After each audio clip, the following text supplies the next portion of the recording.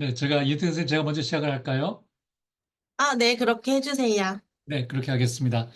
아직 많은 교수님들께서 아직 참석을 안 하시고 아마 시작하고 한 5분 정도 되면 이제 막 들어오실 거로 생각이 됩니다만, 본격적인 건 조금 이따 시작해도 되니까 제가 먼저 오프닝을 하겠습니다. 먼저 오늘 이렇게 참석해 주신 여러 교수님께 감사 말씀을 드립니다. 이번 주가 14주 차고요. 다음 주가 15주 차기 때문에 사실상 이제 종강을 맞게 되었다라는 생각을 합니다. 그동안 고생 많으셨는데요. 기왕이면 이렇게 공부하면서 한 학기를 마무리하시면 좀 더 기억에 남지 않을까라는 생각을 해봅니다. 우리가 잘 알고 있는 것처럼 온라인 대학은 이제 면대면 평가가 어렵고 그래서 학생들을 보지 못하는 가운데서 학생들이 자기 공간에서 여러 가지 참고 자료를 활용하면서 이제 시험을 치릅니다. 그래서 대학 역량 평가에도 그렇고요. 그리고 다른 우리가 외부 전문가분들을 만나 뵈면 항상 시험은 어떻게 치느냐 이런 이야기들을 많이 하십니다. 특히나 우리처럼 선다형 문항, 그러니까 대규모 강좌의 경우에는 서술형으로 시험을 치르기 어렵기 때문에 선대형으로 많이 출제를 하고 있는데 이 선대형 자체가 비교적 그 정답이 정해져 있는 상황이기 때문에 신뢰도도 보통 높지 않은 그런 상황입니다. 여러 가지 제도적으로 우리가 부정행위 방지를 위해서 노력은 하고 있지만 이런 맥락을 반영해서 문항을 출제하는 게 가장 핵심이 아닌가라는 생각을 합니다. 그렇다고 해서 우리가 너무 어려운 문제만 출제할 수는 없는 것이고요. 학생들이 또한 자신감을 잃지 않도록 적절한 난이도의 쉬운 문제도 넣는 것이 중요하다고 생각을 합니다. 예전에도 우리가 이 주제를 가지고 수년 전에 강의를 했던 적이 있습니다. 결국은 시험 문제를 출제하기 위해서는 교육학 배경이 없는 분들의 경우에는 여러 가지 평가와 평가 문항 분석에 대한 지식, 그다음에 테크닉들이 필요한데요. 오늘 강의는 제목에서 여러 교수님을 보신 것처럼 그러한 부분을 다루고 있습니다. 오늘 강의를 준비해 주신 이제 홍 교수님께서 강의 내용을 준비해 주셨는데 저희가 저희 맥락에 맞춰서 강의를 해 주십사 하고 중간에 한번 또 수정을 부탁드리기도 했었는데요. 그걸 잘 반영해 주셔가지고 오늘 여러 교수님께 아주 유익한 시간이 되지 않을까 생각을 합니다. 다시 한번 오늘 참석해 주신 여러 교수님 감사드리고요. 정말 유익한 시간이 되었으면 좋겠습니다. 고맙습니다. 네, 센터장님 계획사가 있었습니다. 저희가 14주 차기 때문에 이제 또 기말고사를 앞두고 있고, 사실 기말고사 문제를 출제는 하셨지만, 또 결과를 보시면 다음 학기 준비에 도움이 되실 것 같습니다. 그래서, 전임 교수든 외래 교수님들도 좀 이번 시간이 조금은 지난 워크숍보다 어려울 수는 있지만, 많은 도움이 되실 거라 생각이 듭니다. 네, 그리고 중간에 혹시 질문이 있으시면 채팅창에 남겨주셔도 좋지만 나중에 저희가 질의응답 시간이 따로 있습니다. 그래서 그때 모아두셨다가 질의응답 해주시면 좋을 것 같고요. 나중에 만족도 조사도 있으니까 끝까지 듣고 만족도 조사까지 해주시면 좋겠습니다. 또 오늘 강의가 좀 어려워서 다시 듣고 싶으신 분들은 저희가 저희 LMS에 올려두니까요. 그것도 안내 메일이 갈 겁니다. 그래서 그거와 관련해서 다시 한번 또 꼼꼼히 봐주시면 좋겠습니다. 그러면 울산과학대학교 홍광표 교수님을 모시도록 하겠습니다. 네, 교수님 반갑습니다. 우선 화면 공유를 좀 하도록 하겠습니다.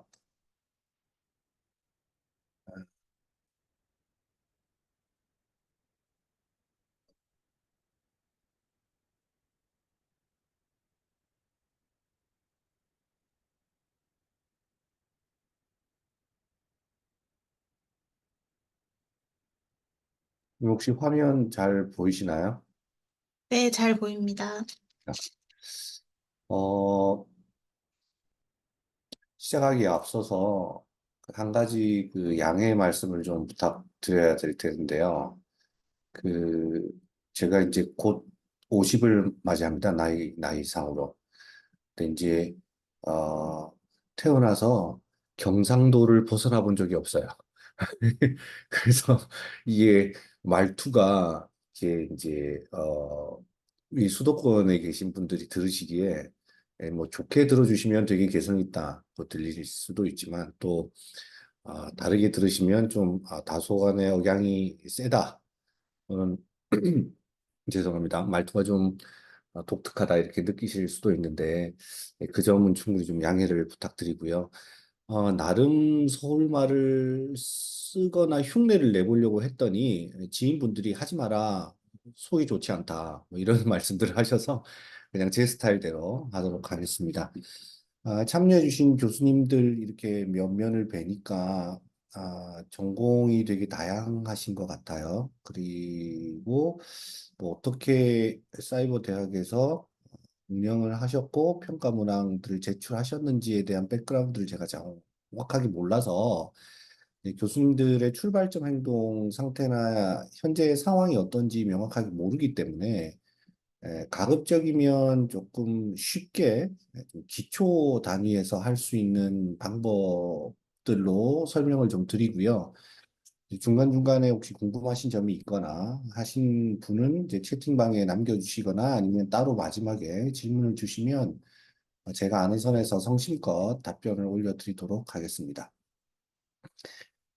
어, 처음에는 이렇게 이제 보통 그렇지 않습니까? 자기 전공을 이렇게 이제 강의를 하려다 보면 본인은 본인 전공을 잘 알고 있기 때문에 그 수준을 조금 높게 잡아서 하는 경우가 대체로 있습니다. 그러니까 이제 본인은 그걸 많이 했기 때문에 이 정도도 쉬울 거라고 생각하고 이제 하는 경우들이 많은데 그래서 제가 이렇게 이론을 좀 많이 넣었던가 봐요. 그래서 조금 더 실무를 많이 넣어달라고 말씀을 주셔서 실무에 대한 얘기들을 많이 할 거고요. 그 앞쪽에 이제 뭐 이론에 대한 얘기가 있기는 한데 그 부분은 이제 키워드를 중심으로 빨리빨리 짚고 넘어가고 실제 문항들을 좀 다양하게 보여드릴 수 있도록 하겠습니다. 검사 도구라는 말과 문항이라는 말과 시험 문제라는 말이 같다고 생각하시면 좋겠고요. 시험 문제를 만들면 이 문제가 좋은 문제냐 아니냐를 판단하는 게 양호도라고 할 수 있습니다. 양호도에는 크게 네 가지가 나오거든요. 타당도, 신뢰도, 객관도, 실용도 이렇게 나오는데요. 요 객관도는 서술형 문항을 출제했을 때만 필요한 겁니다. 그래서 선택형 문항일 경우에는 객관도가 필요가 없고 타당도, 신뢰도, 실용도만 갖추어지면 된다라고 생각하시면 되겠고요. 어떤 문제를 출제하시더라도 타당도가 맞춰져야 합니다. 타당도라는 건 뭐냐면 내가 재고자 하는 걸 명확하게 쟀는가? 조금 더 쉽게 말하면 수업 목표를 명확하게 이 시험 문제가 측정할 수 있는가 하는 것을 말합니다. 다시 말하면 이 시험 문제가 목표를 달성했는지 아닌지를 판단할 수 있는 시험 문제인가 하는 게 타당도입니다. 신뢰도는 이 시험 문제를 믿을 만한가 그렇지 않은가의 문제이거든요. 그래서 이럴 수 있습니다. 우리가 보통 체중을 재려고 하잖아요, 교수님. 그럼 체중을 재려고 하면 어, 체중계에 올라가야겠죠. 줄자로 재면 안 되겠죠. 네. 근데 줄자는 센티미터나 밀리미터가 명확합니다. 그렇죠? 그래서 측정의 결과를 내가 체중을 잴 건데 줄자로 재면 측정의 결과는 신뢰롭습니다. 측정값이 명확하니까요. 하지만 재려고 하는 체중을 재지 못하고 전혀 다른 걸 쟀죠. 그래서 그건 타당성이 없다라고 얘기를 하시면 됩니다. 그래서 타당도와 신뢰도 중에서는 타당도를 확보하는 게 우선시 되어야 된다 정도만 알고 넘어가면 될 것 같고요. 타당도에는 뭐 내용 타당도, 증거 타당도, 구인 타당도, 공인 타당도 뭐 이런 게 있다라고 하는데 그런 건 이런 게 있구나라고만 생각하고 넘어가면 될 것 같습니다. 이제 명확하게 따지면 교수님들께서 출제하신 출제 문제가 난이도는 어떠냐, 변별도는 어떠냐, 타당도는 어떠냐, 신뢰도는 어떠냐 이런 것들 다 측정하는 함수들이 있는데 뭐 우리는 거기까지 필요가 없을 것 같고요. 요 정도 손이 있구나 정도만 알고 넘어가면 될 것 같습니다. 그럼 넘어가겠습니다. 객관도라는 건 뭐냐면 이제 서술형 시험을 교수님께서 출제를 하셨어요. 그러면 학생들은 이제 논술형으로 이렇게 시험을 치겠죠. 근데 아무래도 채점을 하는 사람이 채점자의 주관이 반영이 될 수밖에 없거든요. 똑같은 답이라고 해도. 그랬을 때 주관성을 가지는 채점자의 그 채점이 얼마나 믿을만 하냐 하는 것이 객관도입니다. 이거를 판별하는 기준이 두 개가 있는데요. 평가자 뇌 신뢰도가 있습니다. 이건 뭐냐면 홍광표라는 사람이 1번부터 10번의 학생의 서술형 평가 문제를 채점을 하고 나서 어느 정도 시간이 지나고 나서 또다시 채점을 하는 겁니다. 제가 뭐 예를 들면 5월 1일에 채점을 한번 하고 똑같은 학생 거를 또다시 제로 베이스에서 5월 15일에 채점을 하고 또다시 5월 30일 중에 제로 베이스에서 다시 채점을 해서 시간차를 두고 채점을 했는데도 불구하고 같은 결과값을 내면 평가자 내 신뢰도라고 하고요. 평가자 간 신뢰도는 동일 시점에서 서로 다른 사람들이 학생의 답을 동시에 보고 채점을 했을 때 그 값 간의 상관을 보는 것이 평가자 간 신뢰도다라고 생각하시면 되겠습니다. 아까 우리 센터장님도 말씀을 주셨고, 저 섭외해 주신 교수님께서도 그렇고, 우리 대학은 서답형 시험 문제가 많다고 하셔서 그 내용으로 넘어갈 거기 때문에 이런 것들이 있구나라는 정도만 아시면 되겠습니다. 서답형이 아니고 선다형이 많다고 하셨죠. 뭐 실용도도 넘어가면 될 것 같고요. 그러면 이 부분을 좀 먼저 보겠습니다. 우리가 문항이 어떤 것이냐라고 얘기를 할 때 약속을 해야 합니다. 교육학에서는 문항을 크게 두 가지로 구분을 하는데요. 첫 번째는 선택형입니다. 이것과 저것 중에 선택할 수 있는 선택형 문항이 있고요. 그 선택형 문항 안에는 진위형, 우리가 흔히 생각하는 OX형이죠. OX형이 있고요. 그다음 선다형, 우리가 사지선다, 오지선다라고 하는 선다형이 있고요. 그다음에 연결형 또는 배합형이라고 해서 우리 짝짓기 있잖아요. 선을 쭉쭉 그어서 하는 짝짓기, 그런 짝짓기형이 있다라고 생각하시면 되겠습니다. 그다음에 서답형 문항이 있는데요. 서답형 문항은 쭉 문장이 나오고 그 문장을 가운데 부분이나 뒷부분에서 문장을 완성하는 완성형 문제가 있고요. 그럼 흔히 이제 저도 이걸 많이 내는데 단답형이죠. 무엇은 무엇이라고 생각하는가? 요거의 개념은 무엇인가? 하고 답이 딱 떨어지는 간략한 답이 나오는 short answer form이라고 하는 단답형이 있고요. 그다음에 이제 저희들 대학 때 많이 시험 쳤던 에세이형인 논술형이나 서술형이 있다고 볼 수 있습니다.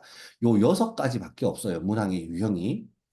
그래서 어떤 문항의 유형이든 이 여섯 가지 안에 다 들어온다라고 생각하시면 되겠습니다.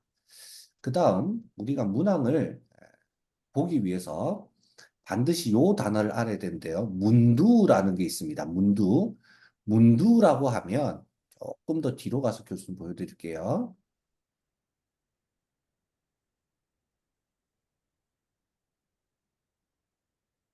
그럼 제가 선택형 문항을 보여드리면서 말씀드릴게요.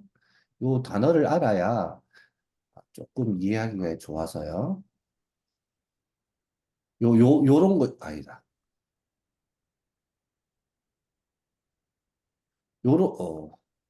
요게 문도 아니지.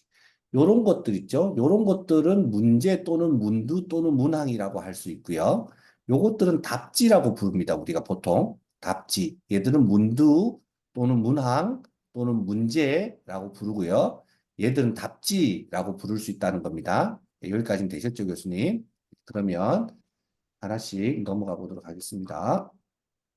제가 다시 이게 조금 나머지는 문항 제작 절차는 넘어가도 될 것 같고요. 편집도 넘어가도 될 것 같고요. 여기를 보여드리면서 말씀드리겠습니다. 지금 화면 공유가 끊겼나요? 잘 되고 있습니다. 네, 지금 혹시 문항의 제작과 편집 보이시나요? 네. 네, 좋습니다. 그럼 여기서 가겠습니다. 요건 이제 약속인데요, 교수님. 됐다. 여기 있지? 됐다. 다시. 네. 내용을 진술할 때입니다. 표준어로 표현하시는 게 좋고요. 그리고 현재 시제로 표현하는 것이 좋습니다. 이게 일반된 약속입니다. 일반적인. 그 다음에 서답형은 어떤 거였죠? 선택형이 있고 서답형이 있었죠? 서답형은 논술형입니다. 그렇죠? 그래서 뭐뭐뭐 하오, 뭐뭐뭐 하시오. 우리가 흔히 생각하는 평어형 있죠? 존댓말이 아니라 평어형으로 쓰시는 게 좋습니다.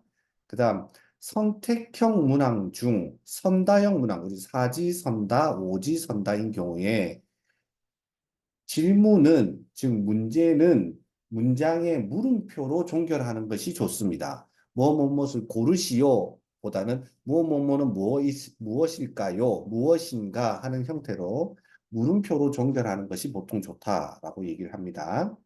그 다음 요거 중요한데요. 질문에서 필요한 단어, 반드시 이 키워드는 알아야 하는 경우는 진한 글씨체나 고딕체를 써주거나 밑줄을 그어주거나 해서 중요한 키워드나 중요한 단어가 무엇인지를 학생들이 헷갈리지 않도록 해야 합니다. 보통은 시험 문제를 출제하면 문제가 문제인 경우가 있습니다. 문제를 꼬아서 어려운 문제를 만들면 좋지 않은 문제이고요. 정답지가 꼬여서 어렵게 나오는 문제가 좋은 문제라고 볼 수 있습니다. 그래서 질문이나 문제는 선명하게 나타나야 하는데 특히 가급적이면 긍정문으로 시험 문제를 출제하셔야 되는데 경우에 따라서는 부정 문제를 출제하실 수도 있거든요. 예를 들면 뭐가 아닌 것은 이렇게 문제를 낼 수 있잖아요. 그럴 경우에는 보통 아닌이라는 단어나 부정 단어에 글씨를 진하게 하고 밑줄을 그어주시는 경우가 많습니다. 그 다음 문항과 답지를 보시면 이제 저는 뒤에 사례를 보여드릴 때 이 부분을 지키지 못한 부분들이 있는데요.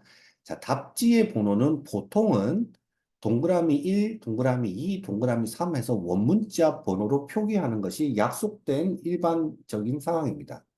그 다음 선택형 문항과 서답형 문항에 번호를 달리 부여하는 것이 바람직하다라고 했는데 이건 무슨 말이냐 하면 우리가 총 20문제를 낼 거예요, 교수님. 20문제를 내면 내가 1번부터 15번까지는 선다형 문제를 냈어요. 그럼 1번부터 15번은 로마자 1부터 15라고 쓰고 아니 아라비아 숫자 1부터 15까지라고 쓰고 그 다음에 이제 단답형이나 서술형 문제를 낼 때는 로마자 1, 로마자 2, 로마자 3, 로마자 4, 로마자 5 이렇게 해서 선택형 문항과 서답형 문항의 번호를 다르게 부여를 해야 학생들이 헷갈리지 않는다는 겁니다. 또 어떤 경우가 있냐면 내가 총 20문제를 낼 텐데 15문제는 선택형이고 5문제는 서답형인 경우에는 묶어줘야 됩니다. 1번부터 15번은 선택형, 16번부터 20번까지는 서답형 이렇게 묶어줘야지 단답형이나 논술형 문제가 선택형 문제 중간중간에 끼워 들어오는 것은 학습자로 하여금 상당히 혼란을 야기할 수 있기 때문에 같은 유형의 문제는 같이 묶어주는 것이 좋다라고 생각하시면 좋겠습니다. 그 다음 공통지시문 있을 수 있는데요. 이 공통지시문도 하우체로 진술하시는 게 좋고 같은 문항 앞에 묶어주시는 게 좋습니다. 이렇게 1번부터 3번까지는 다음 글을 읽고 물음에 답하시오. 이렇게 번호를 묶어주는 것이 좋다라는 겁니다. 다음 인용일 경우에 지문의 내용에 인용된 문장 여기죠. 지문의 내용에 인용된 문장은 쌍따옴표로 인용된 어구 요거는 문장이잖아요. 문장은 쌍따옴표로 단어나 어구는 작은 따옴표로 표현하고 책 이름은 꺽쇠를 사용하는 것이 일반적인 약속입니다. 요런 식으로요. 다음 지문의 출처를 밝혀야 할 경우 요즘은 이 부분 아주 중요하죠. 그 저작권 때문에 출처를 밝혀야 하는 경우는 보통 오른쪽 밑에 표기를 합니다. 왜냐하면 사람의 시선이 왼쪽 위로부터 오른쪽 밑으로 떨어진다고 하거든요, 보통. 그래서 왼쪽 위를 중요한 단어를 놓고 오른쪽 밑을 중요하지 않은 단어를 배치시킵니다.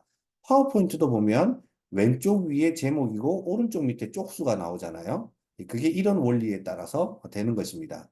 그래서 출처의 명기는 오른쪽 아래쪽에 기록해 주시는 것이 일반적인 약속이다 라고 생각하시면 좋겠습니다.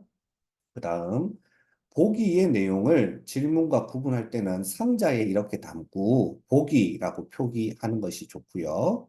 보기 속에 내용의 번호를 부여할 때는 다른 번호, 예를 들면 문항 1, 2, 3, 4 이렇게 갔다면 여기에 보기를 넣는다면 보기는 하나다라 이렇게 해서 식별이 용이하도록 하고 다른 내용의 번호와 혼동되지 않도록 하는 것이 중요합니다. 보기 내용들을 선택하지 않고 참고하는 경우에는 점을 찍어 표기한다. 뭐 이거는 그냥 넘어가도 될 것 같고요. 우리는 다 대학생 이상이니까 약속된 포인트가 있습니다. 이것도 별것 아닌 것 같지만 이것도 아주 중요한 약속이기 때문에 딱 대학 교재에 나오는 겁니다. 교육평가 교재.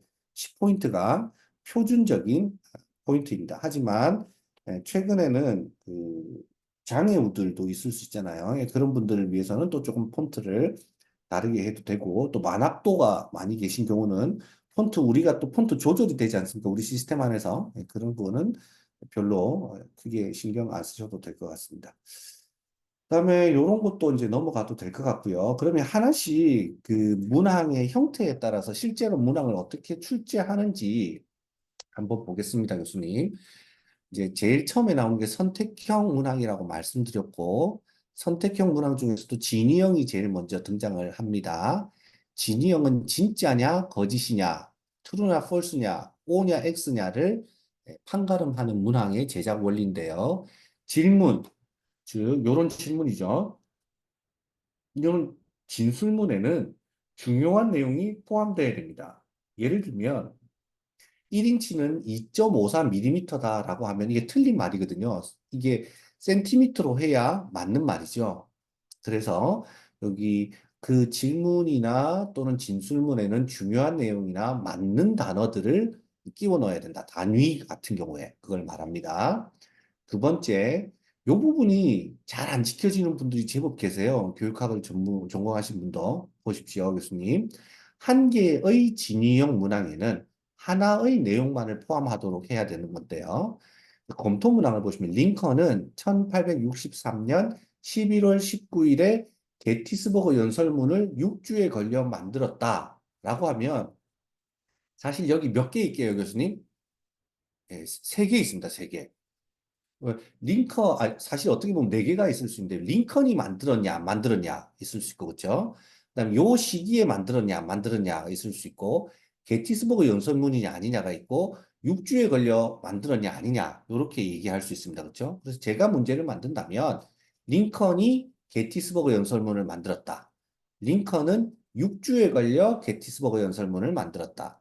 링컨은 1863년 11월 19일에 게티스버그 연설문을 만들었다. 이런 식으로 단문으로 잘라서 물을 것입니다. 그래서 보통은 보면 진위형을 물을 때 한 질문 안에 복문이 들어가거나 2개 이상의 내용이 들어가서 요 앞쪽은 맞는데 요 뒤쪽은 틀리는 경우들, 또는 요 뒤쪽은 맞는데 요 앞쪽은 틀리는 경우들이 있어서 이게 되게 문제가 되는 경우들이 있습니다. 그래서 2개의 내용이 아닌 하나의 내용을 포함하는 것이 좋고요.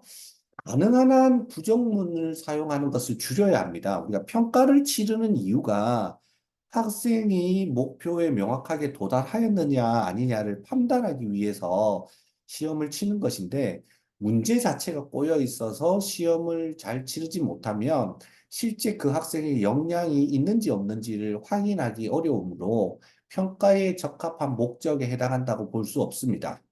그런데 교수님들은 어떠셨는지 모르겠는데요. 제가 시험을 출제하다 보면 부정문 시험 내기가 훨씬 쉽습니다. 교재에서 시험 내다 보면 맞는 거 하나 딱 있으니까 아닌 것은 이렇게 하고 딱 내기가 제일 쉬운데, 그렇더라도 부정문 사용은 가능한 한 줄이는 것이 좋고요. 특히 이중부정은 피하는 것이 좋습니다. 민주시민은 문제 해결을 위해 폭력을 사용해서는 안 된다 보다는 민주시민은 문제 해결을 위해 폭력을 사용할 수 있다 라고 하면 OX 중에 X 뭐 이렇게 되겠죠. 그래서 평서형 그다음에 긍정문을 쓰시는 것이 좋다라고 생각할 수 있고요. 가능한 한 단순한 문장으로 간단 명료하게 질문을 하는 것이 좋습니다. 한글을 창제한 사람은 세종대왕이다. 한글날은 10월 3일이다. 이런 식으로 간단한 하나의 내용을 간단한 말로 하시는 것이 좋겠고요. 답의 단서가 될 수 있는 절대적 어구, 그러니까 그런 부사나 형용사를 쓰지 않는 것이 좋습니다. 항상 이런 단어 있죠. 절대, 항상 이런 형용사나 부사가 들어가면 그런 경우들이 거의 없기 때문에 그런 단어가 들어가는 것이 답이 될 확률이 매우 높습니다.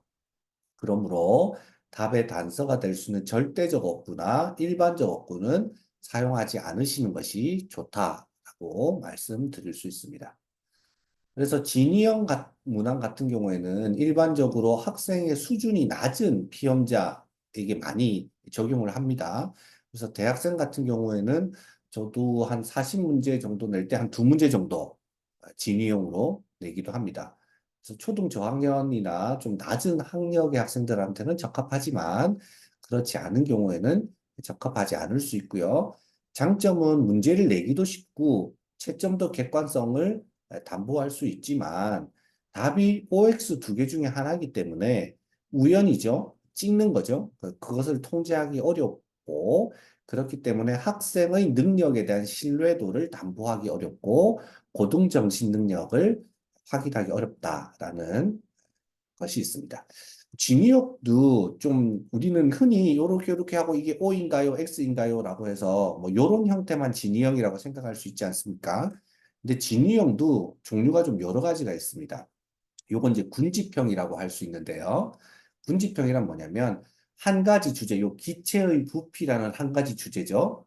이 한 가지 주제에 대해서 여러 가지 시각으로 물어보고 O냐 X냐를 물어볼 수 있는 게 있을 수 있습니다. 이걸 군지평이라고 합니다.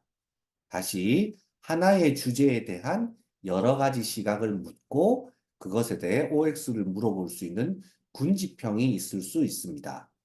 두 번째는 요 사례를 한번 볼까요? 요거 아닌데. 제가 다른 걸 놓다가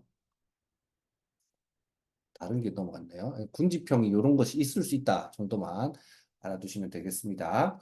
그 다음에 이제 진영의 이게 장표가 좀 이렇게 순서가 엇갈릴 것 같네요. 진술문에는 한 가지 해석만 가능한 한 절대적 진이나 절대적 거짓의 진술문이 사용되어야 된다라는 것 꼭 기억해 두시면 좋겠습니다. 인구는 기하급수적으로 증가하고 식량은 산술급수적으로 증가한다. 이렇게 하면 두 개가 들어가는 거죠. 그렇죠? 두 개가 들어가는 거니까 좋지 않고요. 말사스의 이론에 의하면 인구는 기하급수적으로 증가하고 식량은 산수급수적으로 증가한다. 이렇게 하면 훨씬 더 깔끔하게 누구의 이론에 따라서 점검되는 것이니까 깔끔할 수 있지만 제가 낸다고 하면 요거는 잘라서 낼 수도 있을 것 같습니다. 근데 식량에 대한 부분은 제가 정확하게 모르니까 요 두 개가 만약에 반드시 들어가야 되는 내용 같으면 반드시 넣으라고 하겠지만 일반적인 내용에서 봤을 때는 하나씩 자르는 것이 훨씬 좋다라고 말씀드릴 수 있겠습니다. 그다음에 이제 몇 가지 사례들을 좀 보시면서 어떤 게 좋고 어떤 게 안 좋은지는 봤고요. 두 번째 이제 선다형 문항으로 한번 넘어가겠습니다. 선다형 문항들이 이제 우리가 흔히 알고 있는 사지선다, 오지선다 이런 거죠. 그 답지를 선택하는 거다. 다양한 답지를 선택하는 거다라고 생각하시면 되겠습니다. 이 부분을 많이 하신다고 하셔서 이 부분 내용을 좀 많이 넣었으니까요. 한번 보도록 하겠습니다. 선다형 문항을 만들 때 몇 가지 제작 원리가 있는데요. 요 문두, 요거죠, 요거. 요 문두는 질문의 내용이 모호하지 않도록 간결하고 단순하게 서술하는 것이 좋습니다. 읽어볼게요. 남자 기계체조 경기에는 몇 종목이 있는지 맞는 답을 고르시오. 이렇게 뭐랄까요? 질질 끌리는 문장보다는 남자 기계체조 경기의 종목 수는 딱 이렇게 깔끔하게 끊어지는 것이 좋고 아까 앞서 말씀드린 것처럼 여기 종결어비는 그 질문으로 의문문으로 종결되는 것이 훨씬 더 바람직하다고 볼 수 있습니다. 그 다음 여기에는 뒤에는 없는데요. 뒤에 나올 수도 있는데 여기에 나왔으니까 몇 가지를 조금 더 짚어보도록 하겠습니다. 요 답지의 종목 있죠, 교수님? 저 답지에 공통된 말은 문두로 올려놓는 것이 좋습니다, 보통. 그래서 남자 기계체조 경기의 종목 수는 해서 그냥 여기 5, 6, 7, 8 이렇게 깔끔하게 두는 것이 좋다라는 것이고요. 1번 답지부터 4번 답지로 갈수록 이렇게 그걸 뭐라고 하죠? 그 숫자가 점점 커지는 형태로 이렇게 배열을 하는 겁니다. 뭐 5, 7, 6, 9 이렇게 배열하지 않는다는 뜻입니다. 점점 갈수록 순차적으로 커지게끔 배열하는 것이 좋고요. 두 번째, 정답. 여기가 이제 답지죠. 답지 중에 정답을 말하는 겁니다. 여기 아주 중요한데요. 정답은 분명하고 오답은 매력적으로 만들어져야 된다라는 말입니다. 오답이 매력적으로 만들어진다는 것은 오답도 정답처럼 그럴듯하게 만들어져야 한다는 것을 의미합니다. 그래서 보시면 중국 사천성의 지진이 발생한 후 전염병의 위험이 생겼다고 합니다. 다음 방법 중 어느 것이 이 위험을 가장 줄일 수 있겠는가? 라고 할 때 이거 읽어보면 거의 다 느낌을 보면 답을 유추할 수 있는 그런 답들, 그런 것들은 오답의 매력성이 떨어지는 것이고 정답이 분명하지 않은 것일 수 있습니다. 다음 여기에 제가 만약에 답을 배치한다면 2번과 1번의 위치를 바꿔 놓을 겁니다. 왜냐하면 1번에서 4번으로 갈수록 점차적으로 답지의 길이가 길어지게 배치하는 것이 훨씬 더 좋기 때문입니다. 이게 가장 짧잖아요, 교수님. 그렇죠?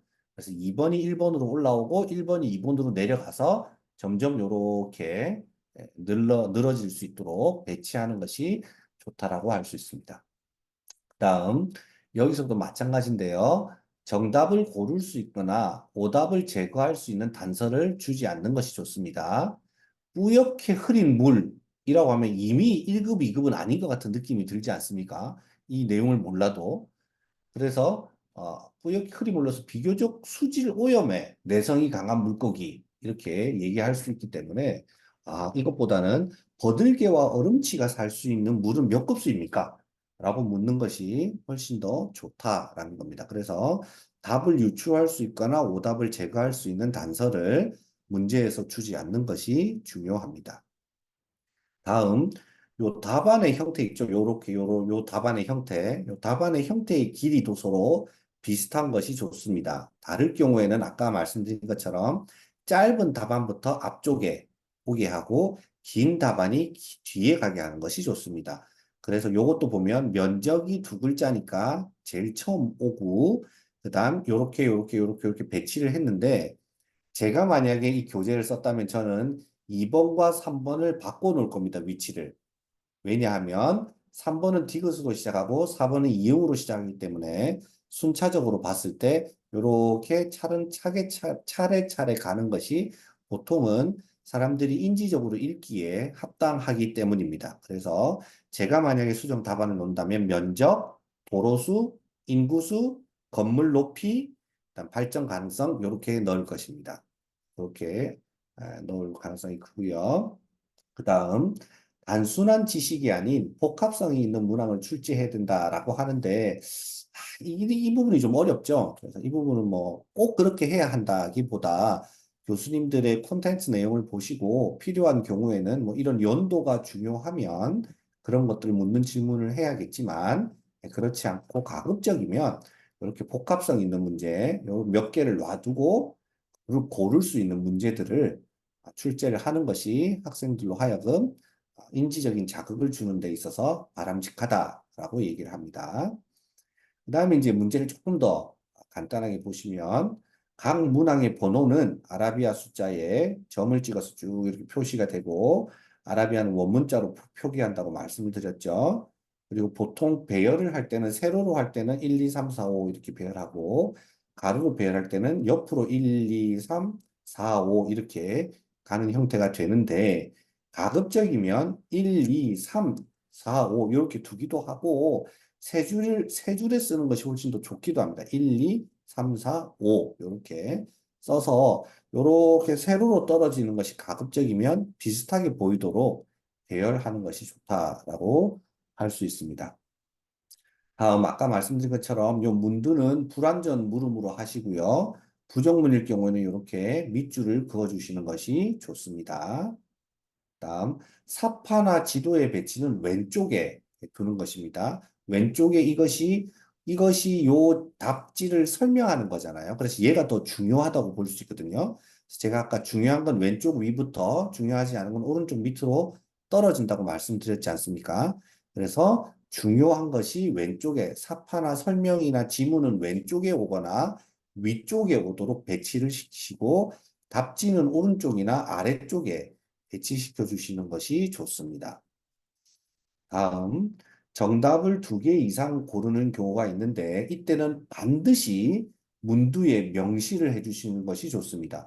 2개 고르시오, 모두 고르시오, 다 고르시오 뭐 이런 식으로 2개 이상을 고르게 된다면 그 부분에 밑줄을 긋고 진하게 칠해주시는 것이 학생들로 하여금 명확하게 시험을 치르는데 도움이 될 것입니다. 다음 문장 안에 나오는 인용 문장은 아까 제가 말씀드린 것처럼 문장은 큰 따옴표로 어구나 단어는 작은 따옴표로 한다고 말씀드렸고요. 그림, 표, 보기 등은 가급적 다음이라는 말을 쓰지 않고 보기, 지도에서 이렇게 하는 것이 좋습니다. 다음은, 아래는 하는 것보다는 실제 보기 또는 지도 또는 예시 이런 것에서 참고할 수 있다라고 명확하게 기록을 해주시는 것이 좋겠습니다.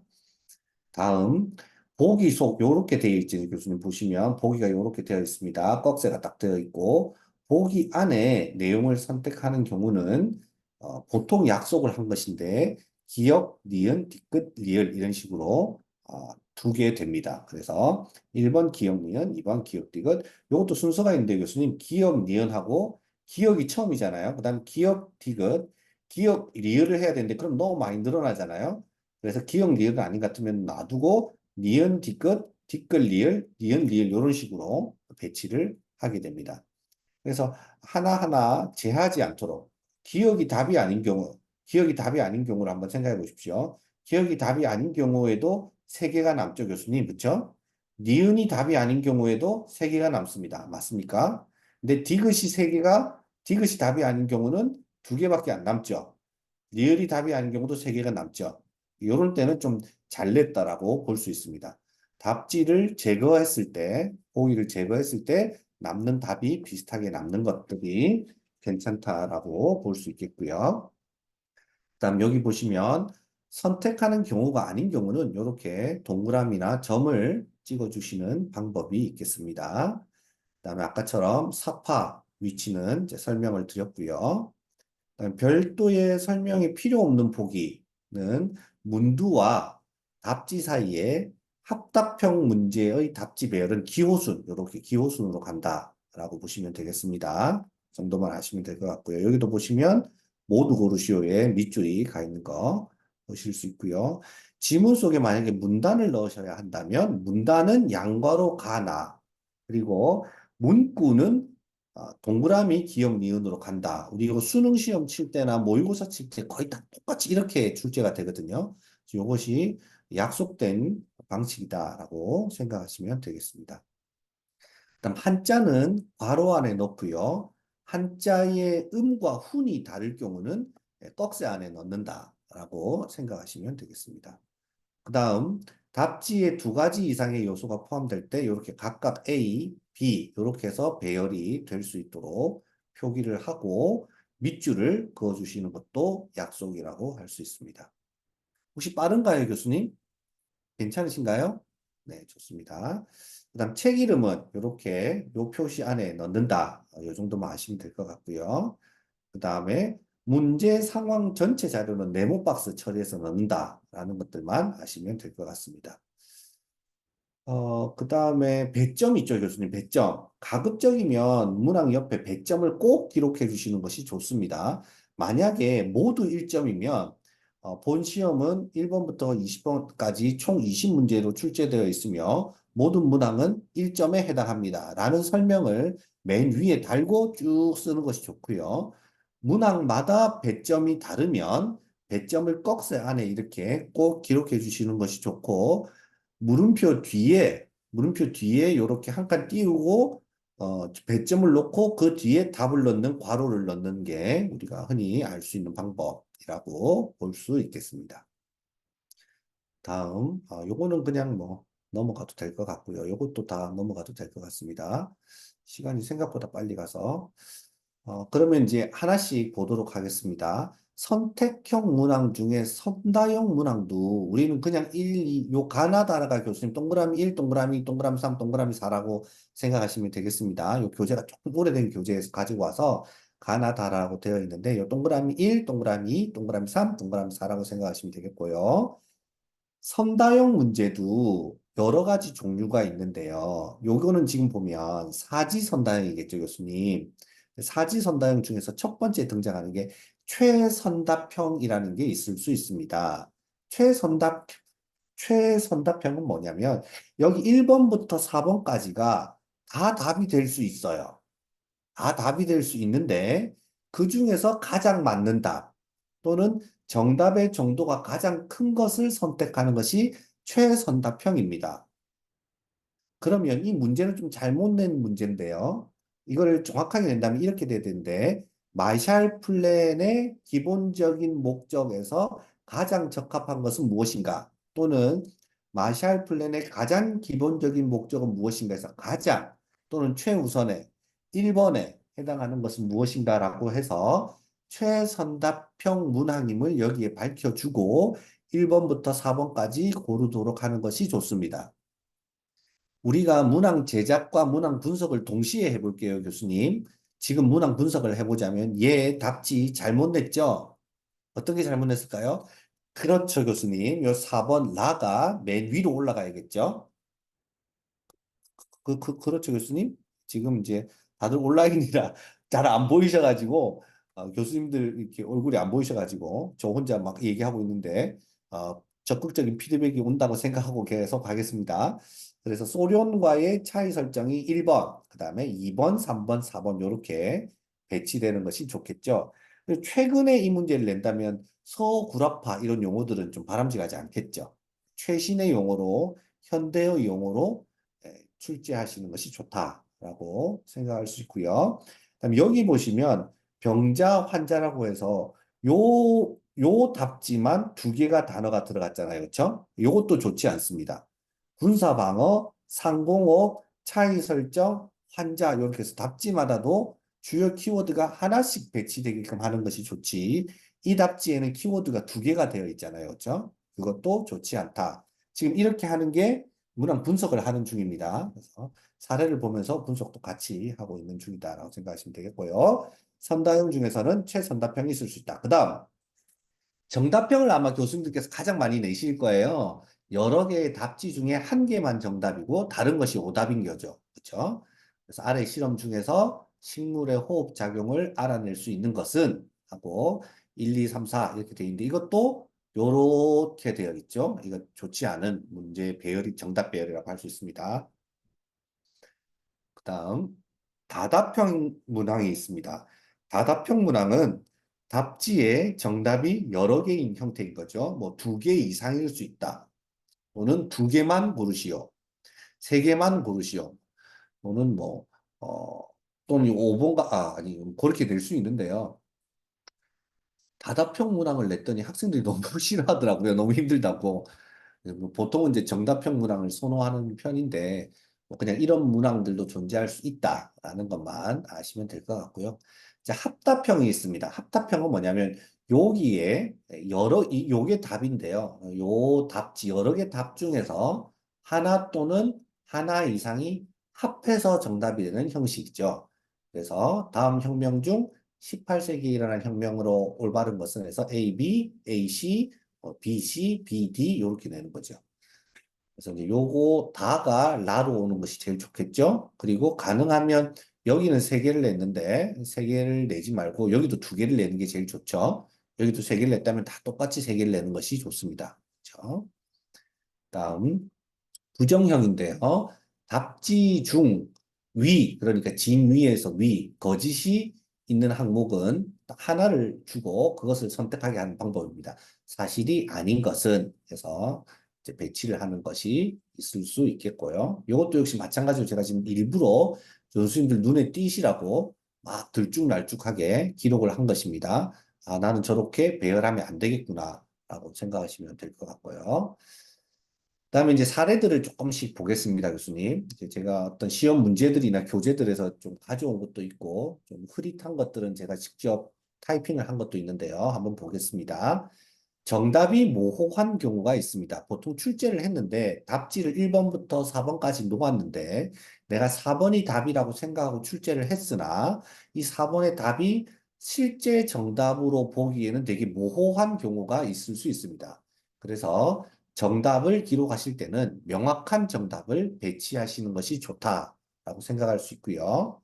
그다음에 여기 1번부터 4번까지 놓고 보면 순서도 엉망이죠. 그렇죠? 1, 2, 3, 4는 순서도 엉망이지만 내가 여기에 가부터 라를 비슷한 길이로 답지를 놓으라고 하는 이유는 뭐냐면 답지에 요걸 명확한 답을 쓰려다 보니 얘를 너무 세밀하게, 세세하게 기록을 해서 답지가 문장이 길어지는 경우가 있어요.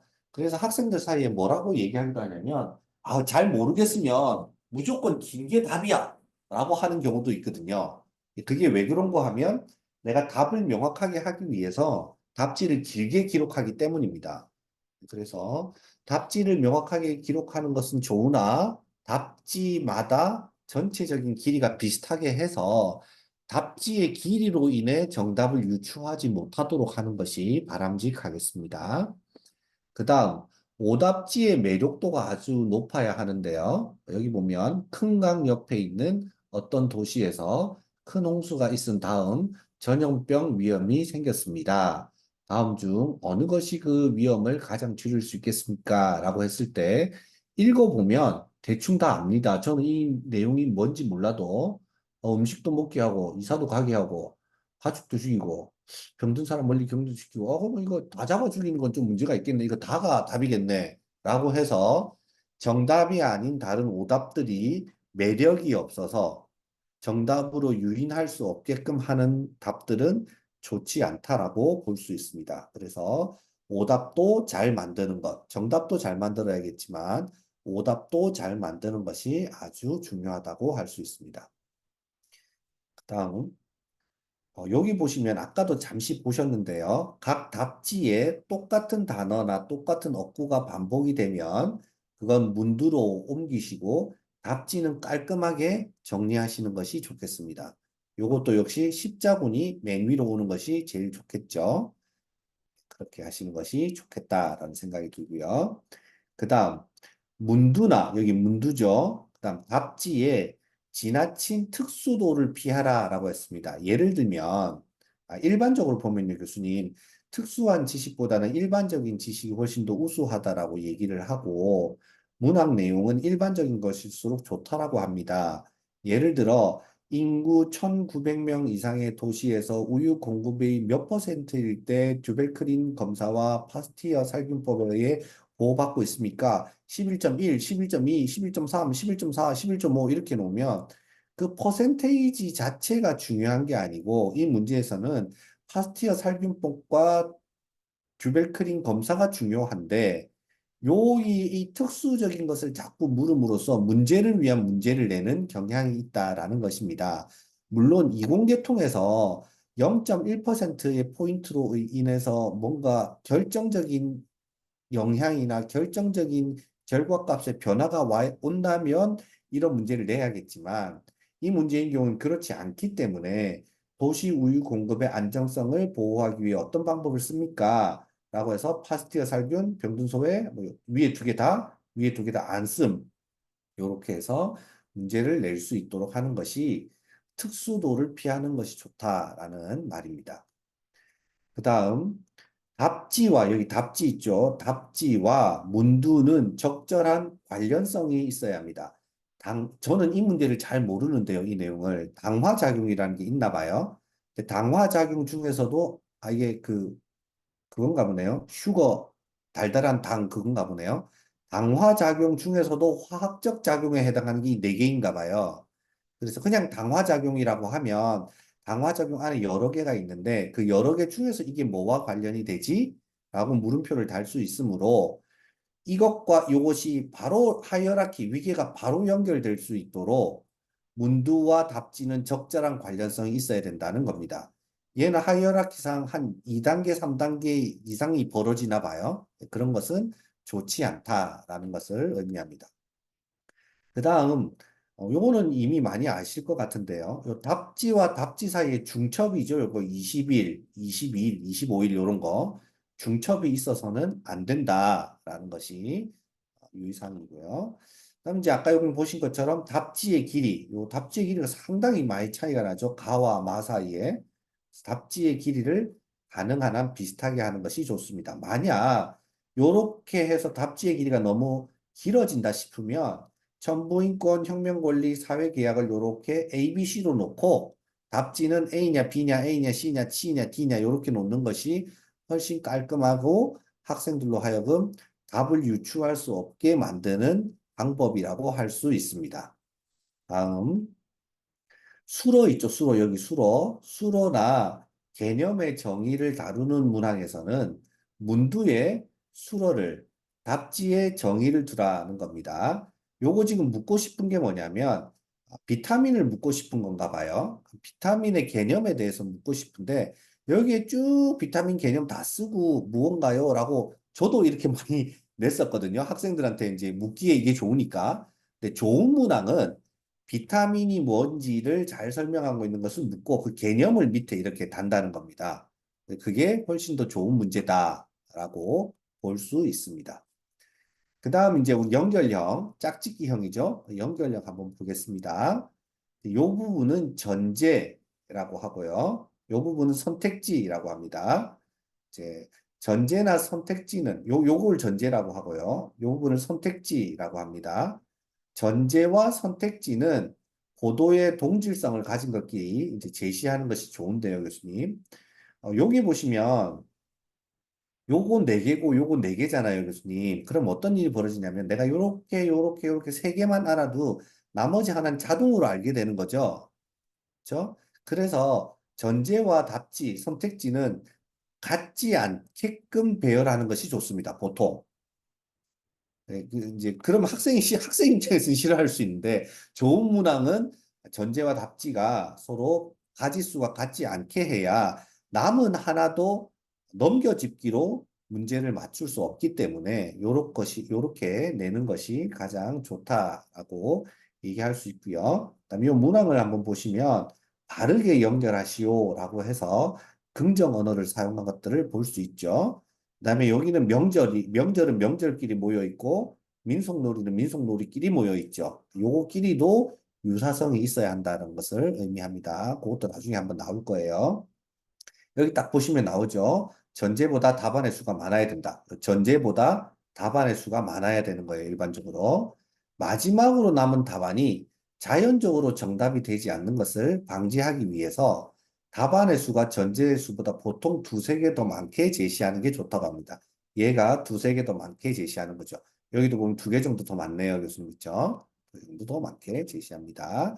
그 다음, 전제나 답지의 수를 적절하게 제한해야 하는데 일반적으로는 전제는 5개, 답안은 7, 8개가 가장 좋고요. 특별한 경우가 아니면 10개를 넘어가지 않도록 하는 것이 좋겠다라고 얘기할 수 있습니다. 그 다음 연결형에도 종류가 여러 가지가 있는데 교수님, 단순 배합형이라는 게 있어요. 단순 배합형은 뭐냐면 전제와 답지가 한 묶음이에요. 그래서 보시면 임신과 부화기간을 쭉 이렇게 놔두고 여기에 해당하는 것은 요건 1번, 요건 2번, 요건 3번, 요건 4번, 요건 5번 이렇게 끼워 넣는 거, 이런 것이 단순 배합형이다라고 보실 수가 있고요. 단순 배합형에 이런 것도 나오네요. 이렇게 형태로도 우리가 문제를 낼 수 있다. 이게 단순 배합형은 아닌 것 같은데 제가 오타를 낸 것 같아요. 이건 단순 배합형이 아니고 어디 보자. 이건 복합 배합형이라고 해야 됩니다, 교수님. 이거는 복합 배합형 형태로 가져간다. 예를 들면 보십시오, 교수님. 여기 코호는 A에서 1번부터 2번까지 쭉 6번까지 고를 수 있고 B에서 이렇게 고를 수 있죠. 그렇죠? 복합 배합형이라고 보셔야 됩니다. 그래서 배합을 하는데 요 가라는 것에 A, B 중에 어떤 게 들어가는가 이렇게 이제 할 수 있는데요. 요 각각을 1점, 1점 이렇게 두실 수도 있고요. 요거를 1점으로 두실 수도 있고요. 요 전체를 1점으로 두실 수도 있습니다. 배점은. 그건 교수님께서 자유롭게 정하시는 것이 있을 수 있겠고요. 그 다음 분류 배합형이 있을 수 있는데 여기 답지에 있는 요런 내용들을 보고 요렇게 분류를 해 놓는 거죠. 요거는 조류, 요거는 뭐 젖먹이, 여기는 고기, 여기는 양서류 이렇게 넣는데 요 배열이 사실 좀 좋지 않죠. 이 같은 카테고리가 상호 배타적이지 않죠. 조류, 포유류, 파충류, 뭐 양서류 이렇게 놓는 것이 좋겠죠. 그렇게 놓는 것이 좋은데 여기에는 조금 적합하지 않다라는 것만 아시면 될 것 같습니다. 그 다음 이제 관계 분석형이라는 게 있어요. 이거 조금 어려울 수 있는데 이제 답지에 제시된 2개의 진술문이 있어요. 여기 요 진술문 사이에 인과관계가 있는지를 보는 건데 이런 것들은 잘 내지 않기 때문에 그냥 관계 분석형 정도가 있구나 정도만 알고 넘어가면 될 것 같습니다. 그다음 공병관계형도 역시 마찬가지인데요. 읽어보고 1번이 2번의 원인이 되고 2번이 1번의 결과가 되면 뭐 어디에 체크하세요. 2번이 3번의 원인이 되면 어디 체크하세요. 3번의 1번의 원인이 되면 어디 체크하세요. 뭐 이런 문제인데요. 이런 문제도 거의 내지 않습니다. 이건 이제 뭐 공무원 시험이나 아주 이 복합 복잡한 문제를 내는 경우에 해당할 수 있는데요. 연결형 중에 이런 공병관계형이 있구나 정도만 아시면 될 것 같습니다. 자, 그래서 이제 사례들을 한번 보시면요. 여기에 전제나 답지가 동질성 있는 것끼리 묶여야 된다 했는데 여기는 다 작품들인데 이건 페르시아 전쟁사라고 되어 있죠. 그래서 돈키호테로 바꾸는 것이 좋겠습니다. 동질한 걸로 바꾸는 것이 좋습니다. 그 다음 서다평 문항을 한번 보겠습니다. 서다평. 서다평은 우리가 이제 흔히 생각하는 논술형이죠. 논술형 중에서 처음 등장하는 것이 이제 완성형입니다. 완성형이라는 것은 여기 진술문에 일부를 비워놓고 거기에 적합한 단어, 구, 기호, 수 등을 쓰게 하는 방법이 완성형이라고 할 수 있습니다. 여기에서 중요한 것은 중요한 단어에 여백을 두고 여백의 수는 적절히 제한하는 것이 좋다라는 건데요. 한 문장 안에 2개, 많으면 3개 정도의 빈칸을 두는 것이 좋고, 일반적으로는 하나의 칸을 두는 것이 좋습니다. 정답이 짧은 단어나 기호로 응답하도록 질문하는 것이 좋고요. 이 진술문 가운데 답을 암시하는 내용이 없는 것이 좋겠습니다. 그리고 가능한 한 여백은 질문의 후미에 두는 것이 좋고요. 채점할 때 여백 하나를 하나의 채점 단위로 해서 여백이 2개면 2단위 채점, 여백이 3개면 3단위 채점이 되는 것이 좋다라고 얘기를 합니다. 그 다음은 단답형이죠. 단답형은 간단한 옥구나 수나 기호로 응답하는 문항 형식이 용어의 정의, 용어의 의미 이런 걸로 나타날 때나 또는 수리적 계산할 때 나타날 수 있는 문제들입니다. 간단한 형태의 답이 나올 수 있도록 문항을 제작하는 것이 좋은데 예를 들면 다음에서 설명하는 의병투쟁은 무엇인가? 조선 말기에 일어났다. 그럼 너무 범위가 넓고 추상적이잖아요, 문제가. 그래서 다음에서 설명하는 의병투쟁은 무엇인가? 을미사병과 단발령을 계기로 일어났으며 양반 유생 의병장과 동학농민군의 자녀 세력이 함께하였다. 이것은 무엇인가? 이렇게 이제 묻는 것이 훨씬 좋은 문제다라고 할 수 있습니다. 두 번째, 정답의 수는 될 수 있는 대로 1개 또는 몇 개가 되는 것으로 한정해야 된다고 얘기하는데 제가 볼 때는 1개가 제일 좋은 것 같고요.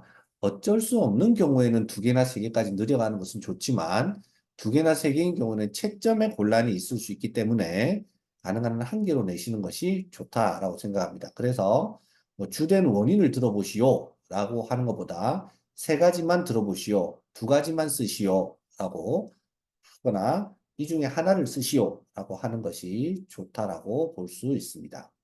그 다음 수치나 계산과 관련된 문제에서는 기대하는 정확성의 정도 또는 계산 절차의 수준 이런 것들을 명시를 하고 정확하게 기록할 수 있도록 안내하는 것이 중요할 수 있습니다. 다음에 논술형 문장으로 가보도록 하겠습니다. 논술형 문장에는 제한 반응형이라는 것이 있는데 이것은 응답의 범위, 답지의 범위죠. 또는 답의 형태를 엄격하게 제한하는 것입니다. 여기 보시면 지구는 지구 멘틀 핵으로 되어 있습니다. 이같이 지구의 내부를 파악할 수 있는 방법을 요게 조건이죠. 50자 내로 제시하시오. 이렇게 되는 것이 제한 반응형입니다. 이런 제한 반응형은 어떤 문제에 대한 정의, 열거, 기술, 이유 등을 설명하기에 적합하고요. 확대 반응형이란 우리가 대학 때 흔히 썼던 에세이 같은 것들을 얘기할 수 있죠. 1850년에서 1861년 사이에 미국 남북 전쟁을 유발한 사건들에 대해서 논하시오. 해서 제한을 두지 않고 쭉 자유롭게 기록하는 것을 말할 수 있습니다. 근데 여기에서 우리가 고려해야 될 점들이 있는데, 피험자의 집단의 특성과 수준을 반드시 고려해야 되고요. 질문의 요지가 아주 분명하고 구조화되어 있을 필요가 있습니다. 검토 문항과 수정 문항을 참고해 보시면 될 것 같고요. 논쟁이 발생할 수 있는 논술형 문항은 피하시는 것이 좋습니다. 다음, 채점 기준표를 만들어서 미리 그 기준을 마련해 두는 것이 좋은데, 다음에 혹시 기회가 되신다면, 선택형 문항은 이원 목적 분류표라는 채점 기준표를 만들고요. 서답형 문항은 루브릭이라는 채점 기준표를 만들게 됩니다. 혹시 다음에 또 학교에서 기회가 되시면 이원 목적 분류표와 루브릭 만드는 연수를 한번 해달라고 하셔서 서답형과 선택형의 채점 기준표 만드는 방법도 익혀두시는 것이 나중엔 도움이 되실 것 같습니다.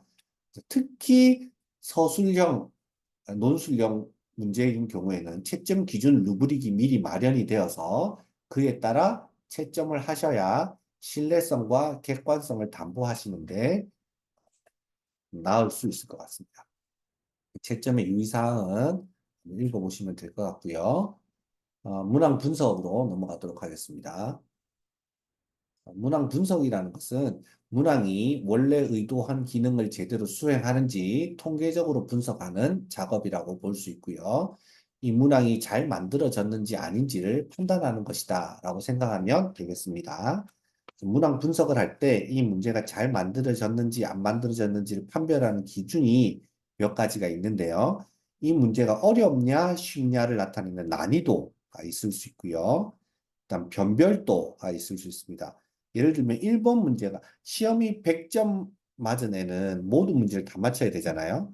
근데 시험을 90점 맞은 학생이 맞힌 문제를, 틀린 문제를 시험을 못 시험 점수가 낮은 애가 맞추면 이 변별도가 없는 문항이죠. 그 문항은. 그래서 변별도가 있는 문항을 하는 것이 좋고요. 답을 모르고 추측으로 문항의 답을 맞힌 비율이 얼마냐 하는 것들, 문항의 추측도를 판별하는 함수도 있는데 요런 거, 그다음에 오답지 매력도, 문항 반응 분포까지를 이제 하면 좋겠다. 근데 요것들은 나중에 함수 값들이 있어서 교수님들께서 시험 문제 출제하신 거랑 그다음에 학생들이 응답한 거랑 그거를 통계 패키지에 넣으면 요게 5개가 다 자동으로 솔팅이 분류가 돼서 결과값이 나옵니다. 그래서 그럼 내가 1번 문제는 변별도가 낮은 문제니까 다음에 1번 문제 빼야지. 2번 문제는 난이도가 너무 편중되어 있으니까 2번 문제 빼야지. 5번 문제는 문항 반응 분포 곡선에 따라서 문항 반응 분포도가 높으니까 5번 문제는 다음 문제 낼 때도 꼭 참고해서 내야지 라고 이제 우리가 생각할 수 있기 때문에 이런 종류의 것들을 이제 내놓으시면 좋겠다 하는 생각이 듭니다. 그 다음에 이제 우리가 우리 시스템에 있는 것들을 조금 들여다보면서 문항과 함께 좀 살펴볼 필요가 있겠는데요. 여기 이제 우리 보면 6쪽에 보시면 이제 우리 문제를 이제 불러오고 문제를 넣는 그런 시스템으로 알고 있어요. 그래서 여기 보시면 답안 뒤섞기가 있는데 이 답안 뒤섞기는 가능한 한 예로 설정해 주시는 것이 좋습니다. 왜냐하면 이제 저도 제가 올해 다른 어떤 이유로 인해서 올해 방송통신대학교 편입을 해갔거든요. 컴퓨터를 좀 공부를 하려고 방송통신대학교 컴퓨터과학과에 입학을 해서 사이버 수업을 듣고 있기도 하고 또 모 평생교육원에서 조직심리학이라는 과목을 운영을 하기도 하는데요. 그러다 보니까 이제 시험을 치는 학생들이 내가 시험 치고 나서 이렇게 뒤에 따라치는 학생들이 있어요. 친한 사람들이. 그러면 이제 답을 외워가지고 이렇게 전달을 해주면 이렇게 답을 알고 시험을 치는 경우가 있거든요. 그 다음에 이제 경우에 따라서는 재시험을 치거나 세 번째 시험을 치게 되는 경우에 시험 문제를 내가 사진을 찍어가지고 이미 알고 있으면 답을 이렇게 체크를 해가지고 알고 있으면 시험에 의미가 없겠죠. 그래서 답안을 뒤섞는 게 아주 중요하다라고 볼 수 있고요. 응시 후에 이제 교수님들께서는 조금 이제 번잡하실 수는 있겠지만 학생들한테 이 문제에 대한 피드백을 제공하는 것이 이제 교수자로서의 책무가 아닌가 하는 생각이 듭니다. 그래서 응시 후에 피드백으로 설정을 해서 진행을 하시는 것이 좋은데 이때 이 답지가 뒤섞이니까 답지가 뒤섞여도 답지의 길이가 비슷하게 나올 수 있도록 교수님들께서 답지를 세팅하실 때 1번부터 5번까지 답지를 세팅하실 때 어떻게 배열이 되더라도 답지가 좀 비슷하게 나오도록 답지 길이를 조금 유연하게 비슷하게 해주시는 게 좋겠고요. 네, 문항의 난이도나 변별도를 고려해서 내시는 게 좋다라고 생각할 수 있습니다. 그다음에 이제 9쪽에 보시면 여기 문항 문제 유형, 명칭, 질문, 보기, 정답, 배점 등을 이렇게 입력하게 되어 있는데요. 이렇게 보기 1번부터 보기 9번까지가 이렇게 있죠. 이게 이제 답지가 되는 겁니다. 우리가 앞에 보셨던 거죠. 답지를 그러면 내가 사지선다나 오지선다를 낼 건데 왜 답지를 9번까지 넣으라고 하느냐. 이게 이제 문제은행이 되기 때문에 답지가 자동으로 솔팅이 돼서 딱 나오기 때문에 답지를 사실 여러 개를 넣어주는 것이 좋다고 볼 수 있습니다. 그러면 5번이 답지면 오답이 다른 게 섞여서 나올 수가 있잖아요. 그렇죠? 그래서 답지를 여러 개를 세팅을 해 놓는 것이 좋고요. 그런 의미에서 보면 또 오답이 정답과 거의 차이가 나지 않는 오답의 매력도가 높도록 세팅을 해 두시는 것이 좋습니다. 좀 여담이긴 한데요, 교수님. 어, 앞으로는 문제은행에서 문제를 많이 가지고 계신 분이 좋은 수업을 하는 분보다 훨씬 더 강력한 경쟁력을 가질 수 있는 시대가 올 겁니다. 지금 이미 작년 6월에 교육부 장관이 우리나라 모든 초중고 학생들한테 AI 디지털 교과서를 보급하겠다고 했거든요. 지식에 대한 부분은 이미 생성형 인공지능을 포함한 많은 대체물들이 지식을 전달하고 주고받을 수 있기 때문에 앞으로는 학생을 진단하고 처방하고 그에 따른 맞춤형 수업을 줄 수 있도록 하는 이 문항들, 질문들을 많이 가지고 계신 분이 자기 분야의 전문가가 될 가능성이 매우 높습니다. 그래서 문제은행을 잘 만드시고 그걸 엑셀 파일이든 어떤 파일의 형태든 교수님께서 가지고 계시면서 많은 문제들을 가지고 계시는 것이 아주 바람직할 거라고 생각되기 때문에 이런 문항들은 시간이 나실 때마다 다양하게 만들어서 가지고 계시는 것이 아주 좋고요. 다른 분들이 만든 문항도 내려받아서 참고해서 내가 개인적으로 가지고 있는 문제은행도 데이터베이스를 해놓으시는 게 앞으로 아주 중요한 일이 될 것입니다. 그때 보시면 요 짝짓기형이 아까 보셨던 배합형이죠. 예, 전제와 답지를 하는 거. 단답형 중에 수치형, 다답형은 답이 여러 개인 거. 빈칸 채우기는 아까 보셨던 완성형이나 같은 거죠. 그다음에 지문문항 같은 것들, 이런 것들도 다양하게 문제 유형별로 엑셀 파일을 가지고 계시는 것이 교수님들께 아주 유리할 수 있다라는 말씀을 드리고요. 그 문항의 유형을 요렇게 저는 우리 대학이 참 잘했다고 생각하는데, 그 진위형이라고 하면 보는 사람들이 되게 난감할 수 있거든요. 당황스러울 수 있고. 근데 그걸 우리가 친근한 용어로 OX형, 짝짝이형, 이렇게 아주 쉽게 직관적으로 바꿔주셨어요. 이거 정말 좋은 거거든요. 그런데 요 항목별로 교수님들께서 이제 선다형만 많이 내시지 마시고, 여러 항목별로 시험 문제를 좀 많이 가지고 계셔야 나중에 다양하게 문제가 출제될 수 있고, 경우에 따라서 내가 다양하게 문제를 가지고 올 수 있으므로 많이 바쁘시겠지만 중간중간에 시험을 내실 때마다 가지고 오는 것만 하지 마시고 자꾸만 문제를 유형별로 많이 만들어서 넣어 두시는 것이 좋겠습니다. 그래서 선택형의 세 가지 유형, 서답형의 세 가지 유형을 고르게 출제해서 넣어 두시는 것이 좋겠다는 생각이 듭니다.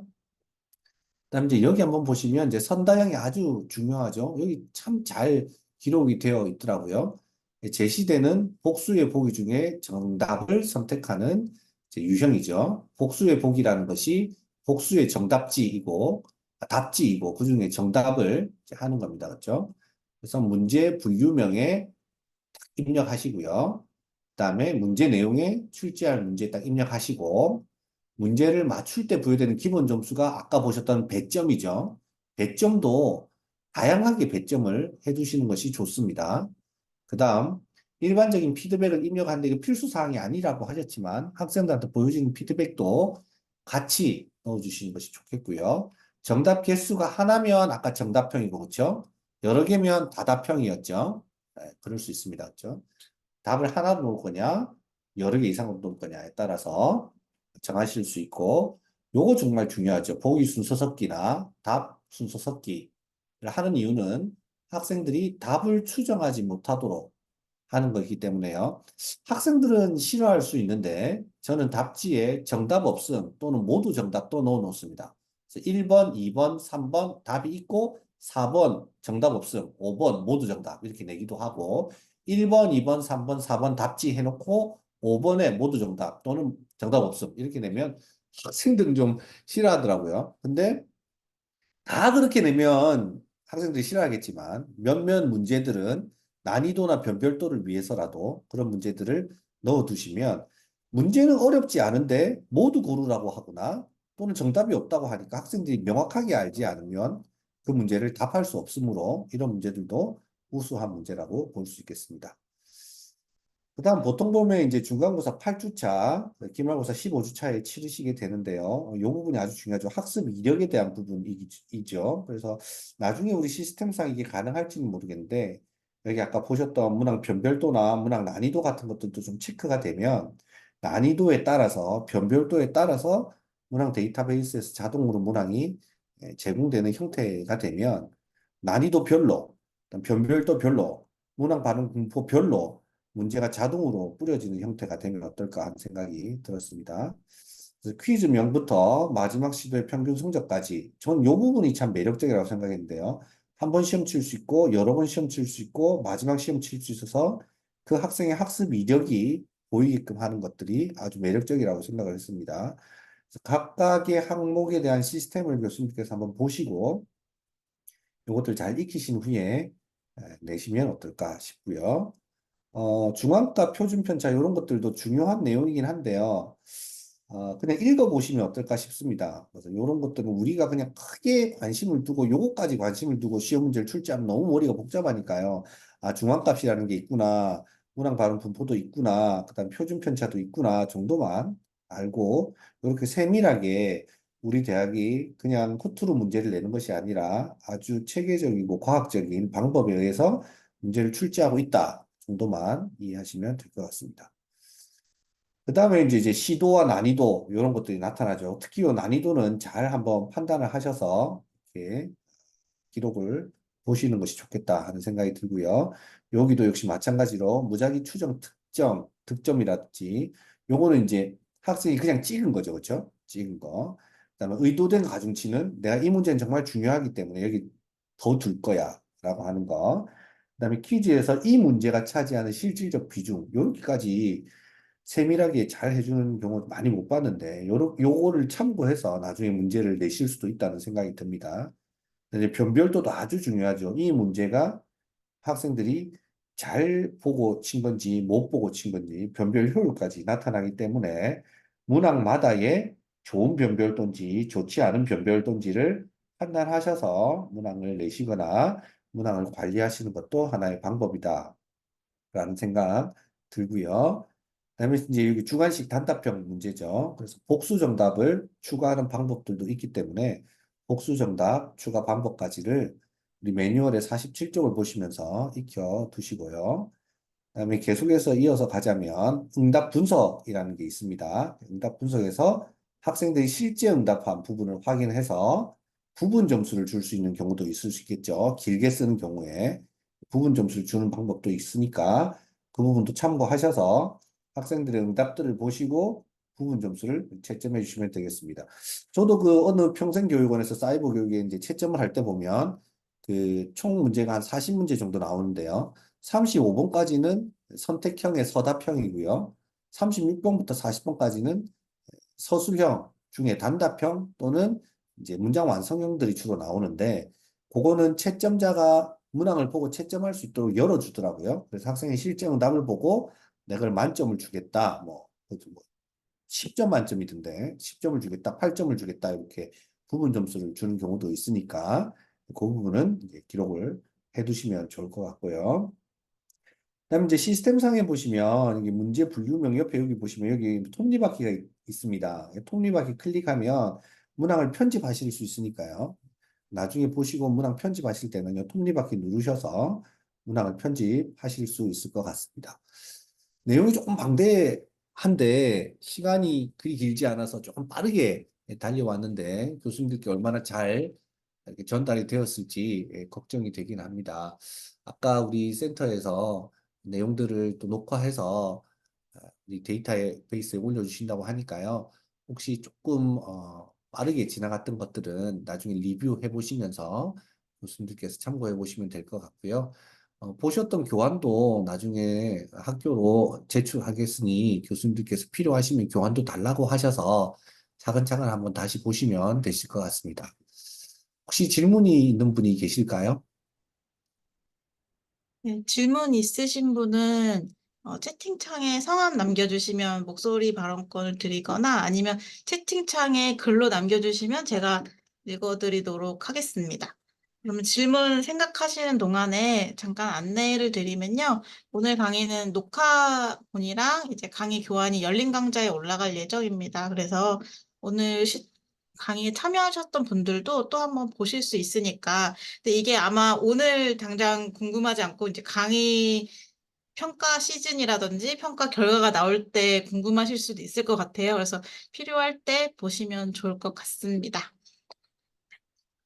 그리고 참고로 그 교수님들께서 만약에 이제 그 내가 출제한 문항이 정말 잘 만든 문항인지 아닌지 한번 이렇게 보여주고 싶다 하시는 분이 계시면 무료로 얼마든지 받을 수 있기 때문에 여기 센터 측에 이메일 달라고 하셔서 고려사이버대학교 내가 강의를 들었었는데 이 문항이 잘 된 문항인지 아닌지 분석을 좀 해달라 하시면 얼마든지 기꺼운 마음으로 해드릴 수 있으니까요.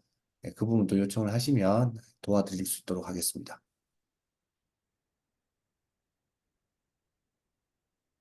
그거 한번 여쭤보면 좋을 것 같은 게요.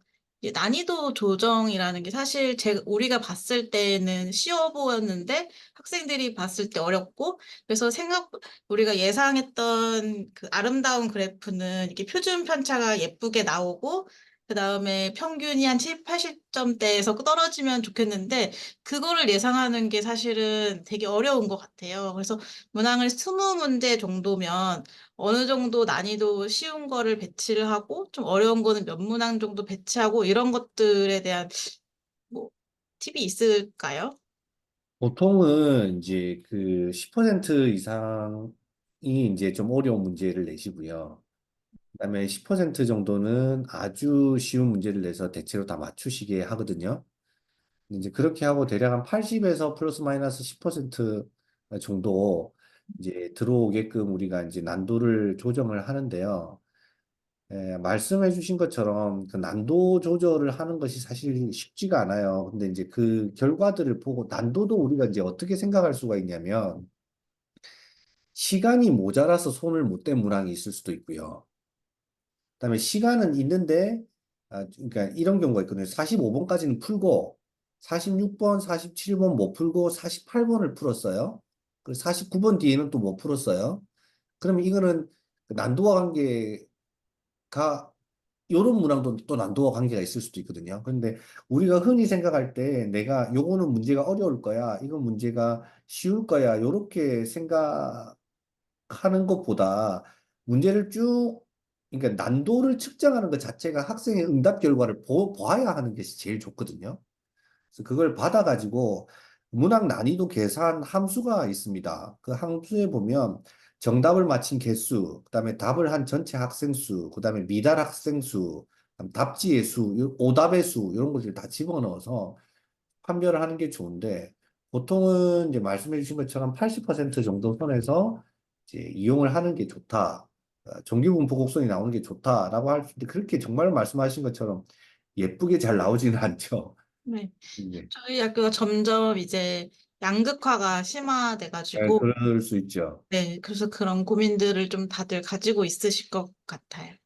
그래서 문항이 계속해서 수정이 되는 것이 좋고요. 이제 그 전병훈 교수님께서 그 뭐 질문을 주셨는데 시험 출제 시 객관식과 주관식의 혼합 비율을 어느 정도 하는 게 효율적인가? 대학원 과정에서 소설 문제를 많이 내고 싶은데 아, 선택형 문항과 서답형 문항의 비율이 8대2가 좋으냐, 7대3이 좋으냐 하는 것은 저희 교육평가 교재에는 사실 나오지 않습니다, 교수님. 그러면 왜 나오지 않느냐 하면 결국 평가의 목적이 어디에 있냐 이기 때문에 만약에 지식이나 이해나 적용의 정도를 내가 많이 보고 싶다라고 하면 선택형 문항을 많이 내시고요. 메타인지나 그다음에 이제 그 현업 적용도나 이런 것들을 보고 싶으면 이제 서답형 문항을 많이 내게 됩니다, 보통은. 근데 이제 저를 그럼 예를 들면 저 같은 경우에는 7대3이나 8대2 정도로 이제 7이나 8을 선택형을 내고요. 그 나머지는 이제 서답형을 내는데 서답형도 답이 명확한 어, 단답형 위주로 냅니다. 왜냐하면 이런 경우는 그 학부 과정 아이들은 제 과목 같은 경우에는 어쩔 수 없이 그 흔히 말하는 상대평가죠. 1등부터 말등까지 순서를 내서 몇 등부터 몇 등까지는 A 플러스를 줄 수 있고 몇 등부터 몇 등까지는 반드시 B를 받아야 하는 그런 상황이라서 정답이 누구라도 죄송합니다. 누구라도 컴플레인을 걸 수 없도록 정답이 명확한 시험 문제를 출제를 합니다. 근데 대학원 과정 같은 경우는 모두 다 A나 A 플러스를 줄 수 있기 때문에 아주 난도가 높은 에세이 중심의 시험 문제를 주로 냅니다. 대학원에서는. 그러나 학부 수업에서는 저는 가급적이면 제 개인 성향인데요. 학부 수업에서는 가급적이면 논술형 에세이형은 요즘은 내지 않습니다. 왜냐하면 요즘 아이들이 학점에 너무 민감하기 때문에 특히 이제 제 과목은 교직 과목이라서 아이들이 학점에 너무 민감해서 그럴 수 있습니다. 그다음에 한철민 교수님 질문인데요. 학생들의 사고의 발생과 수렴의 과정 훈련을 위해서 서답형 시험을 선택하고 있습니다. 서답형일 때 주의해야 할 특이사항이 통계적으로 지시된 것이 있나요? 서답형일 때 주의해야 될 특이사항이 통계적으로 지시되어 있다라기보다 보통 이제 시험 문제, 서답형이군요. 서답형은 시험을 내려고 하는데 서답형일 때 주의해야 될 특이사항이 서답형일 때는 통계적으로 주의해야 될 사항이 있다기보다 문항을 출제할 때 지켜야 되는 몇 가지 원리나 원칙들이 있습니다. 그런 것들을 나중에 필요하시면 좀 정리를 해서 따로 드리거나 아니면 우리 교재, 제가 지금 드린 내용 중에도 서답형 문항을 출제할 때의 유의점들이 있기 때문에 그것만 지켜서 내시면 된다라는 생각이 듭니다. 또 질문이 있으실까요?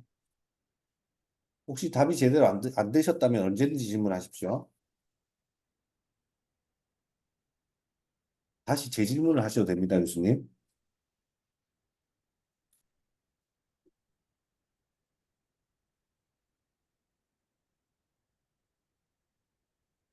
없으신 것 같습니다. 네, 그럼 하나만 더 말씀드릴게요, 교수님. 이게 이제 서답형 같은 경우에는 채점 기준이 문제가 될 수 있거든요. 그래서 학생들에게 미리 채점 기준을 주는 것이 좋습니다. 예를 들면 이 글의 전체적인 조직도는 5점 만점, 이론 전개의 합리성은 5점 만점, 예시의 합리성은 4점 만점, 결론의 타당성은 4점 만점, 표현은 2점 만점, 그 다음에 반드시 들어가는 키워드가 10개가 필요한데 각 키워드마다 1점 만점, 이렇게 해서 토탈 몇 점, 이렇게 명확한 기준을 주시고 채점을 하는 것이 좋고요. 그 채점 기준표를 미리 만들어 놓는 것도 필요하고요.